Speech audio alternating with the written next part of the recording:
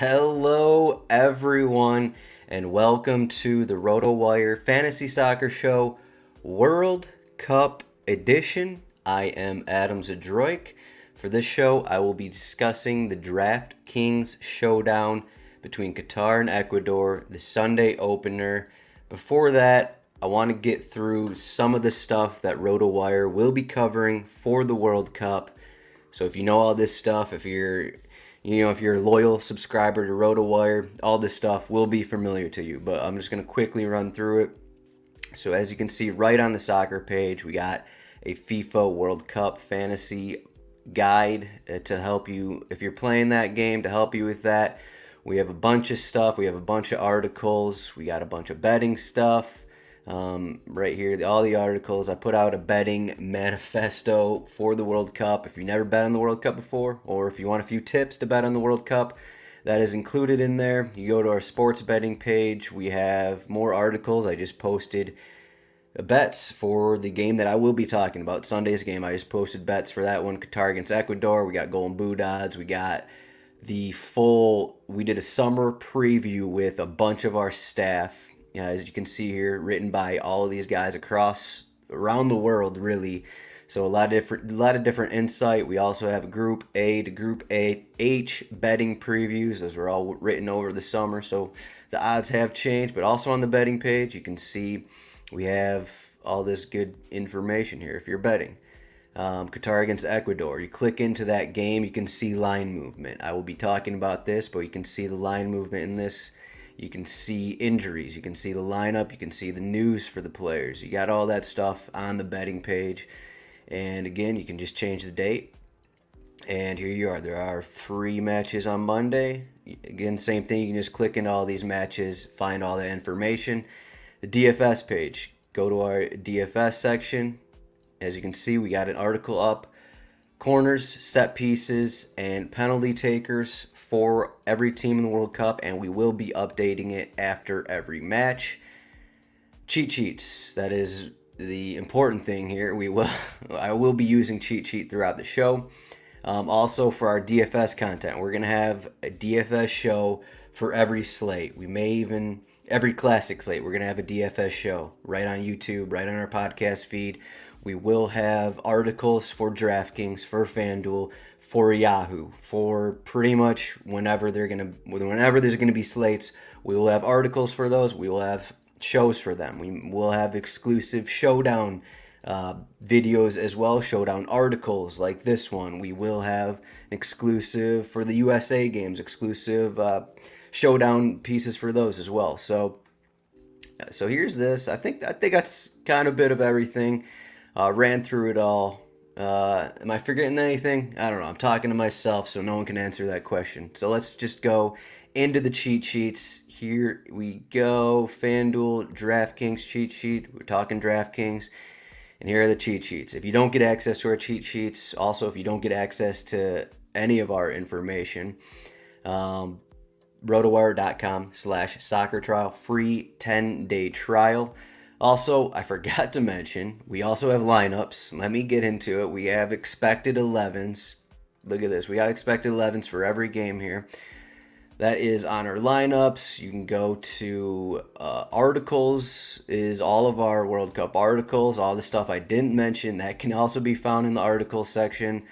You got that. We got depth charts as well. So if you're playing, I don't know, something like So Rare or any kind of fantasy game or even DFS, we got depth charts for what these teams look like. And we also have projections. So if you need these projections for something, we got projections.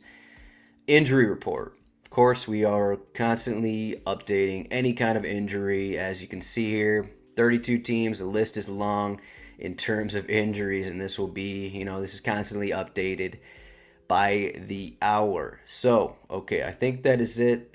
I think we're ready to talk about this slate. This might be, in addition to me going solo on this might be the most difficult game I've ever talked about. It's just, we got Qatar, we got Ecuador. So, look at the odds here. So, Ecuador, slightly favored, 40% chance to win. Qatar, 29%. Ecuador's clean sheet, 36%. Qatar, 29%.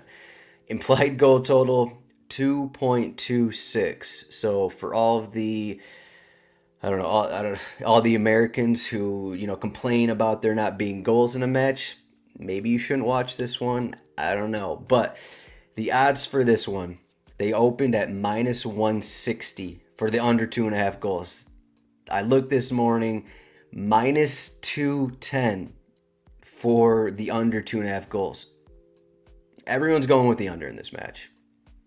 So that's kind of our mindset going into this game. Is a lot of people are going to be playing the under, and when we get to tournament talk, I originally thought goalkeepers weren't going to be as popular because, a lot of new players are coming in and playing these showdowns, playing World Cup, DFS, and, they're not familiar with the goalkeeper captain.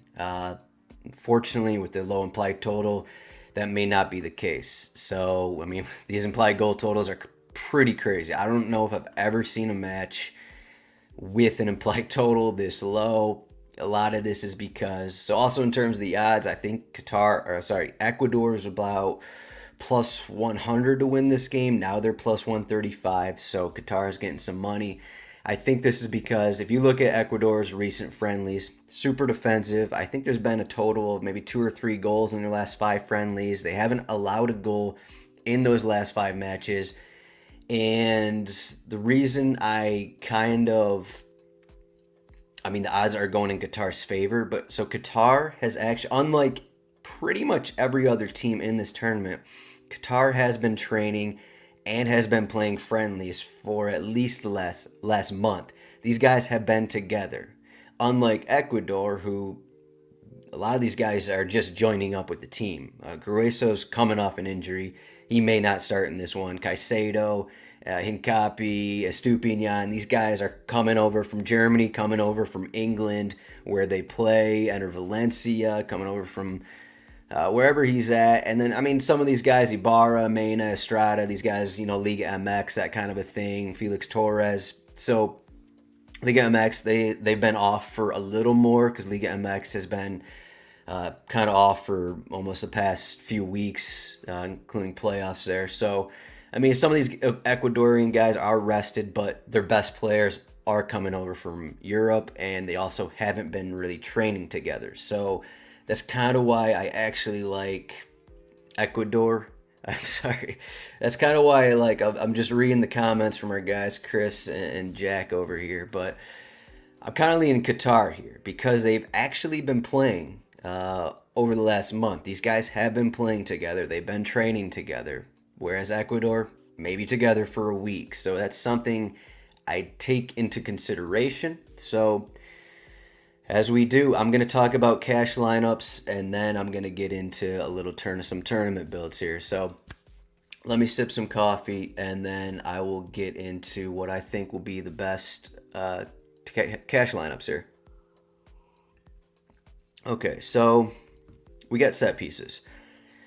We have mispricings. Unsurprisingly, the first leg of the World Cup, there are mispricings. And the big thing is, for me, Jose Cifuentes, he's mispriced. He is priced like a center back almost. So if he starts, he could be the guy that starts over Grueso, or he could even be somewhere else. I'm projecting 4-4-2 for Ecuador, 4-3-3. We'll see who they start. They also got Plata as an option as well. These guys have kind of been interchangeable throughout their last friendly, so not really sure who they're actually going to go with. But if Cifuentes starts, I think Cifuentes is a lock at captain. At a minimum, he split set pieces for Ecuador. So if he starts, that's who I would go with at captain. No questions about it. Otherwise, now is when the questions start to come in. If Cifuentes doesn't start, we will have probably a bigger split of set pieces. Also, these teams, if you want to look at penalty takers, Qatar have basically used 4 PK takers throughout the past few years. Ecuador maybe leaning on Valencia for PKs, but I think he missed one, his last one for the national team. Plata and Grueso have also taken them. So if you're focusing on PKs, it's not really certain who will be taking those PKs. But the other captain here. So if we look at our lineups, what we have here, it's probably going to be. It's believed to be a Mena. Angel Mena will have the majority role of set pieces for Ecuador. There's also a question in here if Plata starts. If Plata starts, those guys will probably be splitting. And Plata, as we look at it, Mena is the most expensive player, but Plata is also up there. So we do have questions. If we get this starting 11, I probably would not go.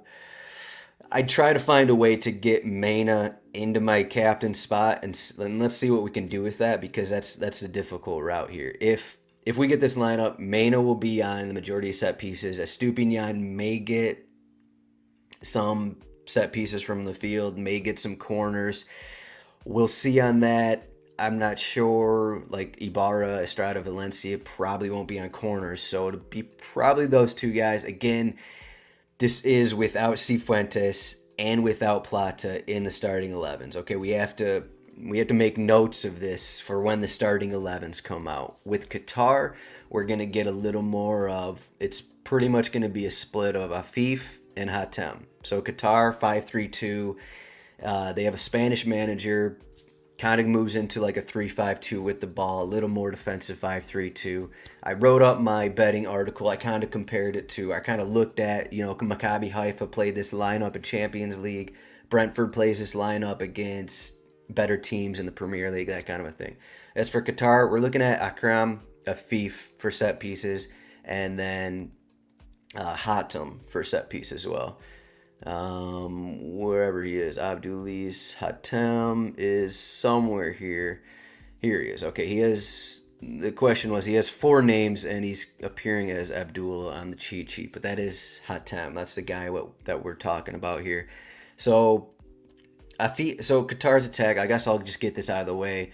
Afif kind of does a little bit of everything. He played under Xabi in Qatar when Xabi was managing, I can't remember whatever team that was, but Afif is probably their best player. He's the creator. He also scores goals. And then Elmoaz Ali, the other forward, is probably more of the goal scorer, probably less of the creator. He's always on the end of Afif crosses, that kind of a thing. So that's kind of what we're looking at with Qatar.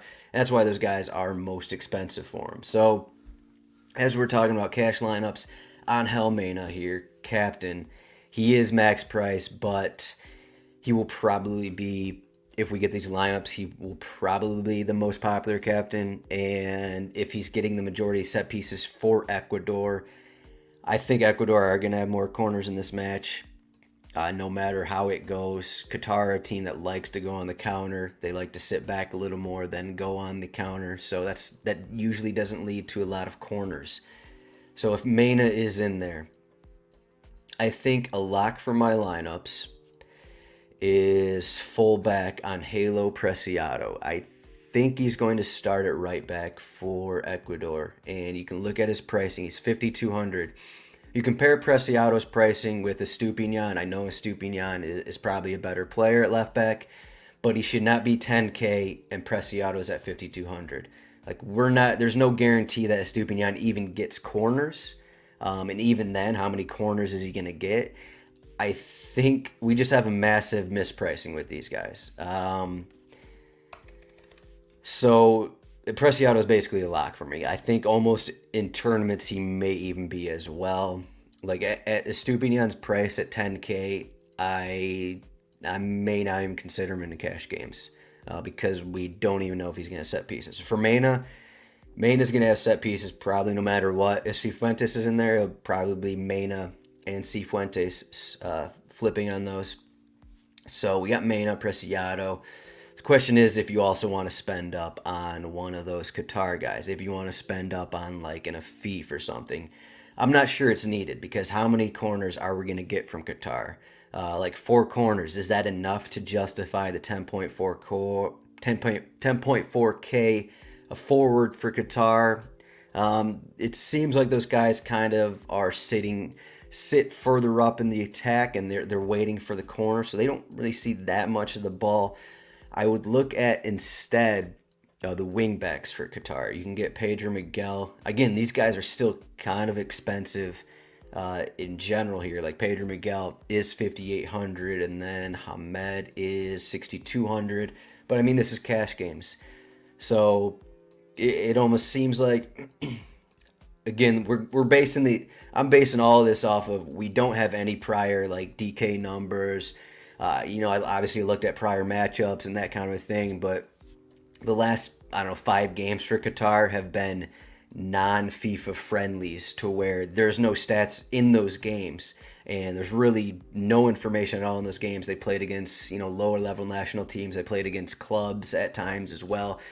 So there's very limited information of what we're going with, but it just seems like in the 5-3-2, the wingbacks push up is what I learned here. So that's leading me to the wingbacks, and that's usually the kind of strategy you go with in cash games anyway.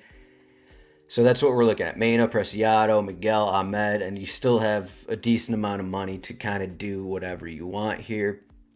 Like, do you want to plug in a Estupinian in here if Valencia starts, if Plata starts? Caicedo is also in there. Estrada, if he's up there at forward.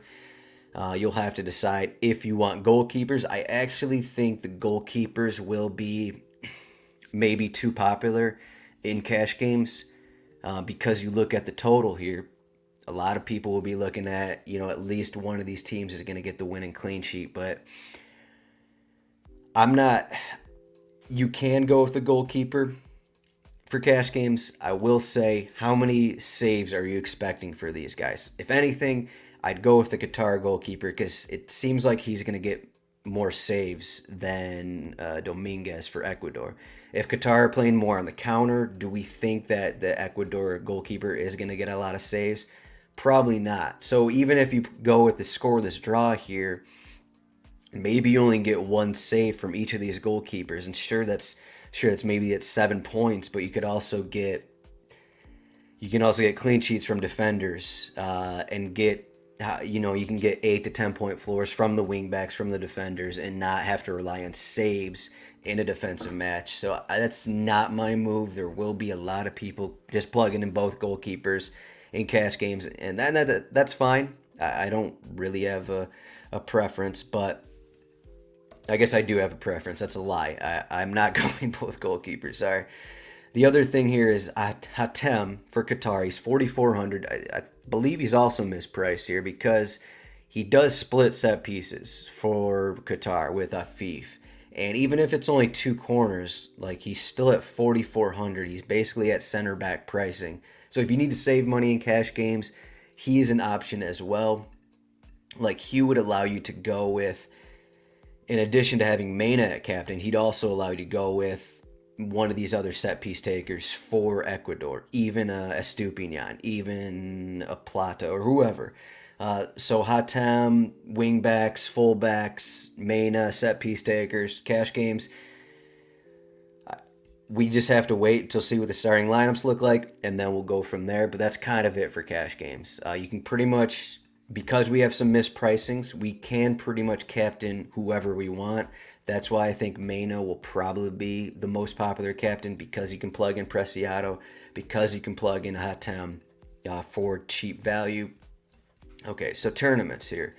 One thing I will mention, so we have I'm now seeing that Moises Caicedo is listed incorrectly as a forward, so once we get into classic slates, that'll be interesting. But Moises Caicedo, midfielder, plays midfielder for Brighton. So his numbers in qualifying, he had 2 goals, 4 assists, and in this 4-4-2 or in a 4-3-3, Caicedo gets a little more forward because whoever's next to him is more the defensive midfielder, and that allowed Caicedo to move up a little more. He is kind of expensive. I think some of those qualifying stats are in his pricing here, and that's why he's expensive. But I would say I wouldn't completely fade him because he is a central midfielder and he's expensive. Those are my thoughts on Caicedo. He does foul a lot, that is also a downgrade. So if you are worried about that, that's probably why I wouldn't include him in captain. I believe in cash games, I believe Caicedo had the most fouls committed in CONMEBOL qualifying. So there you go. That's one of the worries with him, but he also made the score sheet 6 times for a central midfielder. Okay, so tournaments, the most popular options will be, we'll see. We'll see what the most popular options will be. You got to think Ali and Afif will be up there for Qatar. Again, Mena will probably be up there. The set piece takers with some goal upside are always there. Estrada and Valencia can be looked at, unsurprisingly. We'll see how they line up. Again, this could be a 4-2-3-1, 4-3-3, 4-4-2. We'll see what Ecuador line up like, but needless to say, I mean, it's still going to be the formations aren't entirely different. So those are probably the most popular captains. Again, as I said with Mena, you can go with him and still make a reasonable lineup. So really, you can captain anyone you want and make a reasonable lineup because we have mispricings. As I said, like Preciado is almost a lock. Angelo Preciado is almost a lock. Assuming he starts. Fingers crossed, I guess. But one of their other starters at right back, Byron Castillo, he got injured before the tournament. And I think he's also actually banned from playing. I don't know. Either way, he's not in the squad. So that's why Preciado is going to start. So Preciado, pretty much a lock in all my teams. So how do you want to look at this match? Do you want to play for a 1-0 win? Do you want to go with a goalkeeper captain? Do you want to take the goal scorer in a 1-0 win? It may even be better to go with the goal route here because a lot of people are it's so hard to think because this is the World Cup. This is the first match. It's hard to project where everyone is going to go. That is the problem here that I'm coming with as I'm talking, that we don't know how everyone is going to play this because there are going to be more public people playing this, and we don't know how the public are going to play. Generally, the public will be like, let me get the goals, let me get all the goals, and we'll go from there. And they'll go with some center back punt, hope to get a few points from him kind of a thing. But now, implied goal total 2.26. We could see goalkeeper captain a bit higher than usual. So we could see more defenders in tournament captain as well than usual. So you got to decide where you want to go. So I'd say go with either goalkeeper. And just hope for the best. Hope for that winning clean sheet. I don't think anyone really stands out. If you want Qatar, I would get Afif as my captain because he seems to be involved a little more than Ali up front, as I was saying earlier. So Afif is probably the guy for Qatar if you're looking that route. If you want Ecuador, I'd go with one of the forwards because I think Valencia will be subbed off before Estrada. No guarantees, but Valencia is older. There's also a chance he's coming off the bench, but I would go with Estrada, maybe better for 90, and you can get these braces with the forwards as well, and you got to think Ecuador will have more opportunities on that than Qatar, so that'll at least give a decent floor. So I'm going to build a El Sheeb captain lineup, and El Sheeb here, I guess it technically can be El Sheeb or Barsham. We don't know. So if you have if the lineup you build has no remaining salary, just be warned that Barsham could start in net for Qatar. But I think it's going to be El Sheeb. So El Sheeb, 7,200 captain, very cheap. So that basically allows you to do whatever you want. I think you plug in Afif in this one because Afif, you're already on the Qatar goalkeeper. You're going to get set pieces. You're going to get a possible goal/assist from Afif. So you throw that in there. And then let's say you get the 30th Qatar goal in the first 30th minute. Let's say it's from Afif. You can maybe even plug in Ali in this lineup. So yeah, this actually is pretty easy here to put together. So you get the early goal. Afif and Ali combined for a first half goal. You currently are on the winning clean sheet with Al Sheeb in net, and now Ecuador are going to push for the final 45. You're going to want the set pieces. So that's going to be Mena. Again, if Cifuentes is in there, I may even consider him for tournaments. I know he probably doesn't have as much upside, but if he's splitting set pieces in this situation, that still could be like an 8-point floor. So Mena, we got 8,000 left, and conveniently that falls into Moises Caicedo, and again, central midfielder, but if it is in this situation, he will probably be going forward and getting shots and getting chances created, that kind of thing. So, of course, the question is, will Ashib actually start in net so we can actually use this lineup? That is the question, because if Barsham starts, this lineup does not work. But no matter what, there's still plenty of wiggle room because we also have Hatem here. Hatem is underpriced, 4,400. So if you need to save money somewhere, if you don't want Preciado in there, go down to Hatem, and maybe he gets a set piece assist, something like that. So you have options here with your Qatar goalkeeper captain, with your Ecuador goalkeeper captain. If you want to go Ecuador, you get the goal scorer, you get the assister, and then the opposite side of that, you get a Afif on set pieces, maybe Hatem or maybe Ali to get some shots on target, get some saves, that kind of thing. So I think that's it. So I've been talking, 27 minutes. I hope that this, helps. I hope this makes sense. This is probably the most research I've ever done for a showdown. Usually in the Premier League, it's like I know all these teams front to back, so I can just read a slate by looking at the players, that kind of thing, but I don't know much about these teams. Hopefully this helped. Hopefully we can win some tournaments.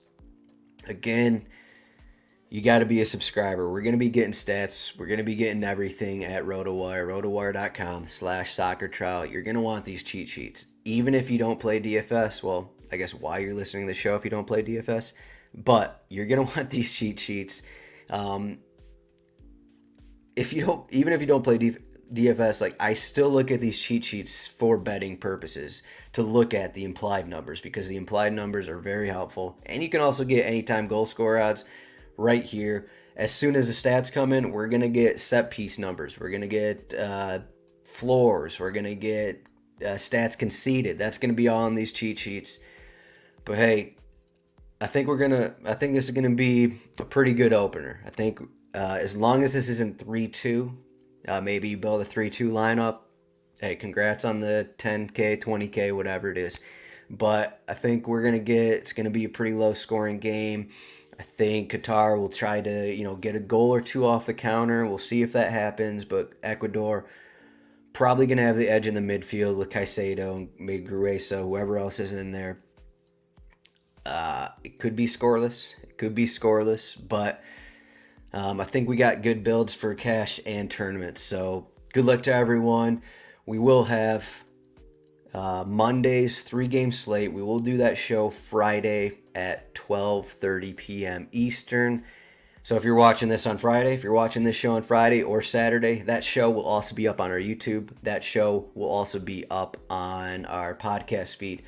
But we'll be doing a show every day, so I'll be seeing a lot of everyone. Good luck for this opening showdown, and hopefully we can start the tournament off with some winnings. You can find me at Zdroik. You can find RotoWire Soccer at RotoWire Soccer on Twitter. Thanks for watching, and we'll see everyone in the coming weeks for World Cup 2022 in Qatar.